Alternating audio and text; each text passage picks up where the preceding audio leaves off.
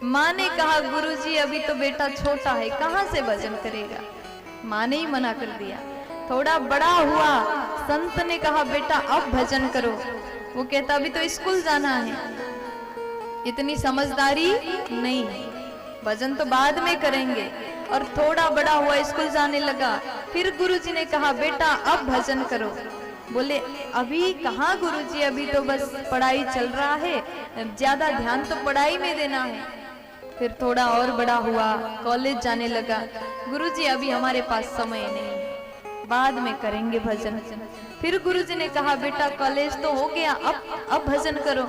नहीं नहीं गुरुजी, शादी हो जाए फिर तो एकदम फ्री हैं, फिर तो भजन ही भजन करना है। अब शादी हुआ गुरुजी बोले बेटा भजन करोगे। नहीं नहीं, एक बच्चे हो जाए, 2-4 बच्चे और हो जाए फिर भजन करेंगे।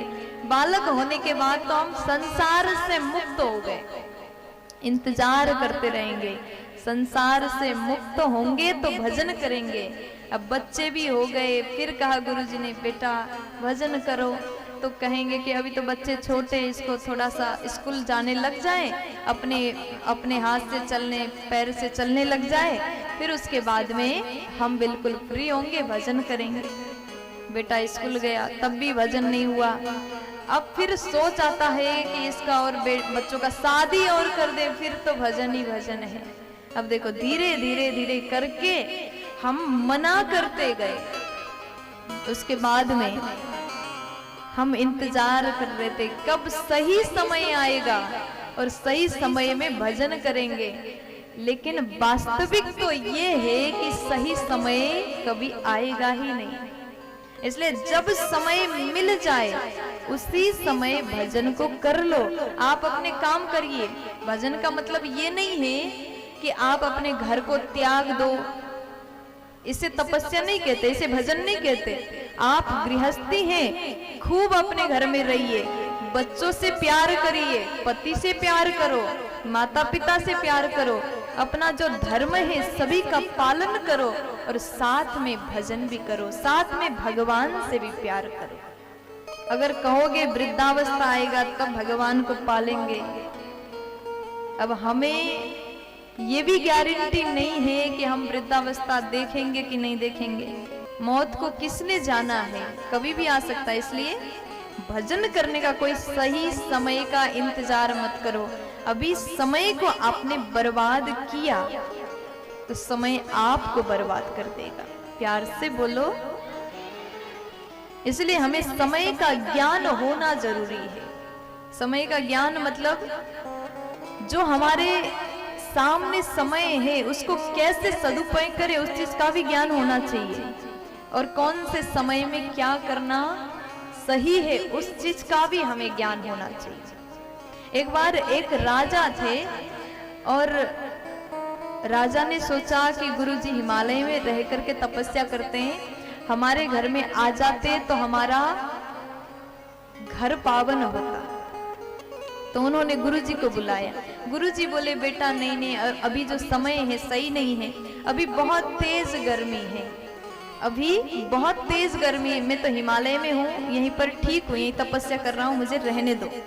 लेकिन राजा थे तो राजा ने कहा कि गुरुजी आपकी हर प्रकार से व्यवस्था हम करेंगे, आपको 1% भी गर्मी नहीं लगेगी, आ जाइएगा, पधारिएगा। अब जो राजा के यहाँ मुनीम जी थे उन्होंने देखा राजा कैसे तैयारी कर रहे हैं। जिस कमरा में, जिस कक्ष में गुरुजी को रुकाना था उस कक्ष को ठंडा पानी से धो लिया गया, फिर बर्फ बिछाया। उस जमाने में जो भी व्यवस्था शीतलता के लिए जो भी बन सका राजा ने सब किया। बर्फ बिछाया, ठंडा पानी का व्यवस्था किया, पूरी तरीके से रूम को एकदम ठंडा कर दिया। अब गुरुजी आए, गुरुजी ने देखा वाह कितना सुंदर व्यवस्था, जून के महीने में भी, इतने गर्मी के टाइम में भी आपने ये कक्ष को बिल्कुल ठंडा किया। बहुत खुश हो गए। अब राजा के इस सेवा को देख करके गुरु बड़े खुश हुए और मुनीम जी उस सेवा को देख रहे थे। उन्होंने सोच लिया, प्रण लिया, चाहे कुछ भी हो जाए, भले हम कितना गरीब हो, अपने गुरुजी की सेवा बिल्कुल इसी तरह करेंगे। कर्जा लग जाए लेकिन गुरु जी की सेवा बढ़िया तरीके से जैसे राजा ने की उसी तरह हम भी करेंगे। अब गुरु जी तो राजा के यहाँ से चले गए और एक दिन उस मुनिम ने भी अपने गुरु को बुलाया, गुरु जी को बुलाया। गुरु जी जैसे आने लगे तो पूरे कमरे को धो लिया। गुरु ने सोचा कि पवित्रता के हिसाब से कमरा को धो लिया गया, ठंडा पानी से कमरा धो लिया, कक्ष धो लिया गया। गुरु जी कांप रहे हैं, ठंड लग रही है, लेकिन कमरे को धोया, बर्फ बिछाया, बिस्तर में बर्फ रख दिया।